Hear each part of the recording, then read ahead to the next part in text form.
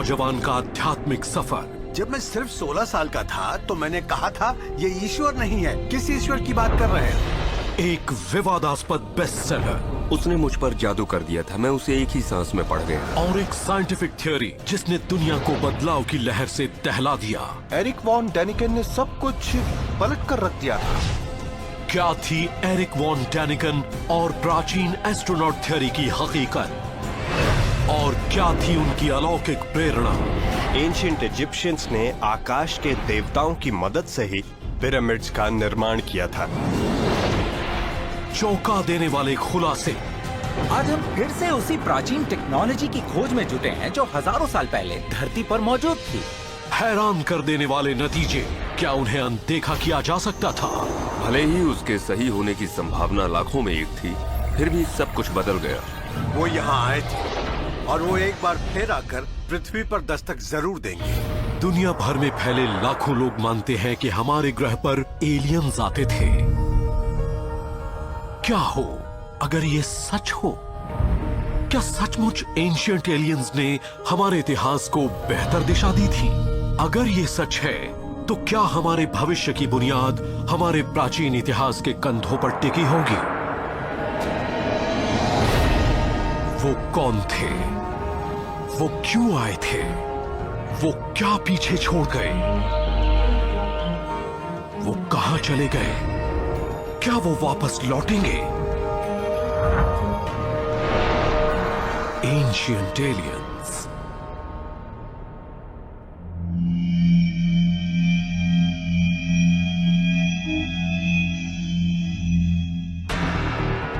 Minneapolis, Minnesota, अक्टूबर 2012। अब मैं invite करता हूं एरिक वॉन डैनिकन को। सैकड़ों लोग मशहूर लेखक और शोधकर्ता एरिक वॉन डैनिकन को पैराडाइम सिंपोजियम पर 4 दिन के एक इवेंट पर सुनने के लिए इकट्ठा हुए थे, जिसका विषय था प्राचीन कॉस्मोलॉजी, एंथ्रोपोलॉजी, आर्कियोलॉजी और साइंस फिक्शन की खोज। शायद अंतरिक्ष के लोग यहाँ आते थे, लेकिन सबूत कहाँ है? ये कैसे साबित होगा?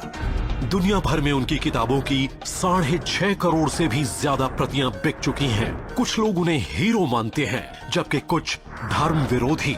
लेकिन एरिक वॉन डैनिकन ने दुनिया का ध्यान अपनी विवादास्पद थ्योरीज की तरफ खींचा और उस मुहिम की शुरुआत की जिसे हम प्राचीन एस्ट्रोनॉट थ्योरी के नाम से जानते हैं। साइंटिफिक कम्युनिटी हमेशा इस सोच को नकारती रही, लेकिन अब हमारी सोच को बदलना होगा। वॉन डैनिकन की रिसर्च उन्हें दुनिया के हर हिस्से में ले गई, जहां उन्होंने प्राचीन संस्कृतियों के अनसुलझे रहस्यों की तहकीकात की। वो जिंदगी भर मुख्य धारा के बुद्धिजीवियों की मान्यताओं पर सवालिया निशान लगाते रहे। हम उन्हीं की पीढ़ी हैं, लेडीज एंड जेंटलमैन। मैं आपसे कह रहा हूँ, हम उन्हीं एलियंस की औलादे हैं। ये किसी किस्म का कोई इत्तेफाक नहीं है। एरिक वॉन डैनिकन ने अपनी पहचान फरवरी 1968 में दर्ज की, जब स्विट्जरलैंड में एक होटल मैनेजर से लेखक बने इस शख्स ने अपनी किताब चैरियट्स ऑफ द गॉड्स से पुरानी मान्यताओं की जड़ों को झंझोड़ दिया। इसमें उन्होंने लिखा कि प्राचीन इतिहास में दूसरी दुनिया के बुद्धिमान जीव पृथ्वी पर आए थे और उन्होंने इंसानों से संपर्क भी किया था। इस किताब ने बाजार में आते ही खलबली मचा दी और पहले ही साल में इसने 5 लाख प्रतियों की शानदार बिक्री दर्ज की।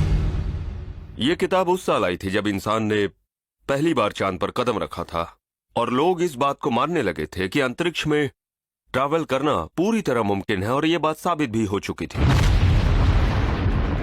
कई लोग इस नए विचार यानी प्राचीन एस्ट्रोनॉट थ्योरी को सुनकर काफी एक्साइटेड हो गए थे। उनके लिए ये कोई कहानी नहीं थी और उनके विश्वास को और मजबूत किया मॉडर्न स्पेस एज ने।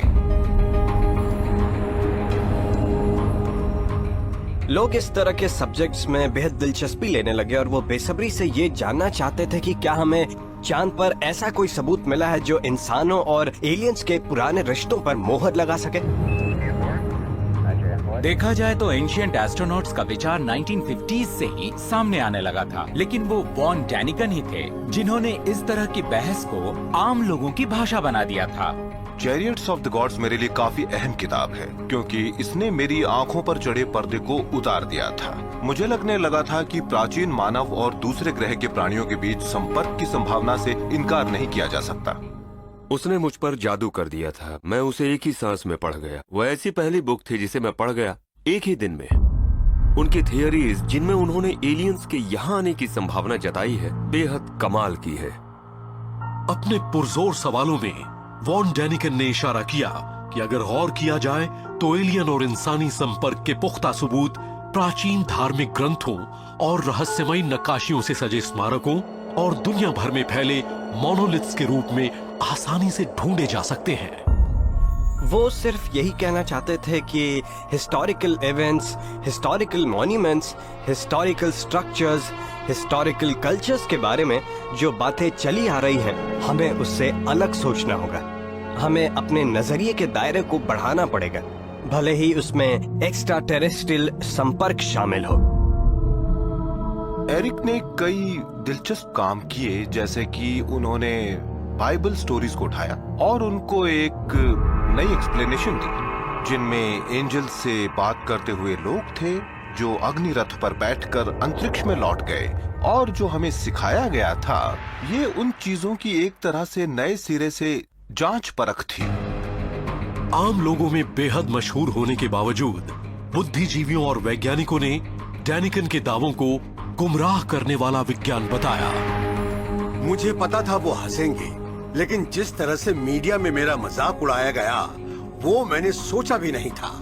मुझ पर ऐसे शब्दों से हमला किया गया। एरिक वॉन डैनिकन ने ये कहा, जबकि सच्चाई ये है कि चैरियट्स ऑफ द गॉड्स में 238 सवाल थे, लेकिन उनकी तरफ किसी ने देखा भी नहीं। शुरुआत करने वाले अक्सर ही निशाने पर होते हैं। पढ़े लिखे समाज ने कई सालों तक वॉन डैनिकन पर तीर दागे कि उनकी रिसर्च अधूरी है, सोच बेबुनियाद है, एनालिसिस बेसिर पैर की है। लेकिन फिर जैसे जैसे वक्त बीतता गया, ज्यादा से ज्यादा लोगों को उनके शुरुआती काम की सच्चाई पर भरोसा होने लगा। और मेरे ख्याल से आज भी लोगों में इस सब्जेक्ट को लेकर जो दिलचस्पी है, वो सिर्फ वॉन डैनिकन की जी तोड़ कोशिशों की वजह से है। आज के और पुराने वक्त के महान विचारक वही हैं जिन्होंने पुरानी धारणाओं को चुनौती दी, और एरिक वॉन डैनिकन ने भी पढ़े लिखे समाज को सवालों के घेरे में खड़ा कर दिया, सिर्फ ये साबित करने के लिए कि जिन चीजों को हम सिर्फ धार्मिक कहानियां मानते हैं, दरअसल वो वैज्ञानिक बुनियाद पर खड़ी हैं, और हमें उस बुनियाद में छिपे राज खोलने होंगे।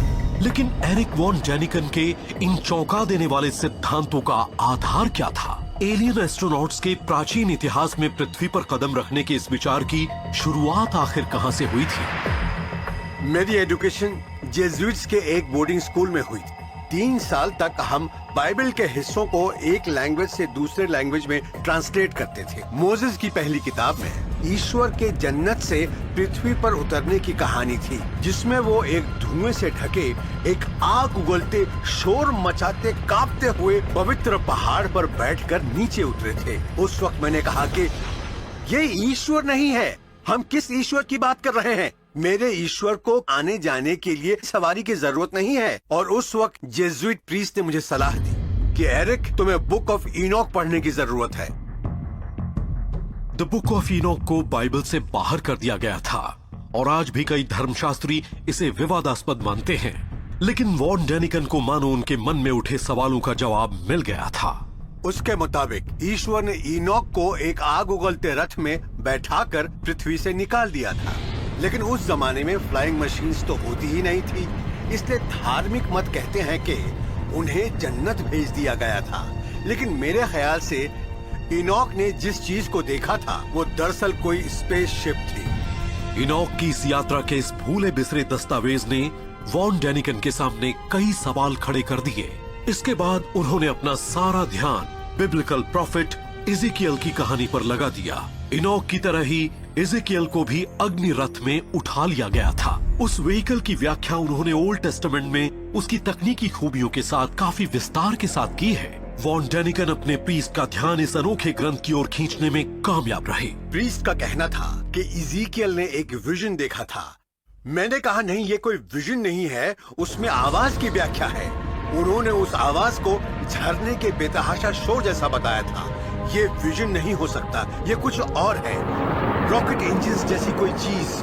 और अब जबकि हम एलियन कांटेक्ट और स्पेस ट्रेवल की बात कर रहे हैं, तो ये सब हकीकत लगता है।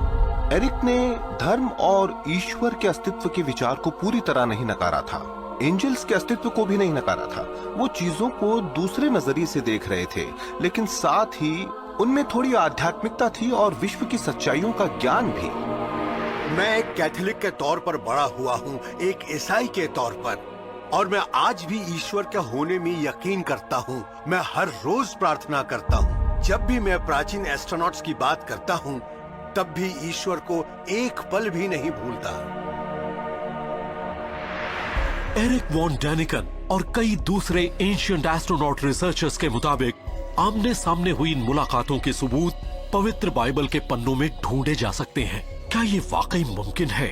ये एक ऐसा सवाल था जिसका जवाब इस स्विस नौजवान को हर हाल में ढूंढना था, और उनकी यही खोज उन्हें ले गई मिस्र के रेगिस्तान में, जहां मौजूद थे मानव इतिहास के सबसे अनसुलझे रहस्य, ग्रेट पिरामिड्स।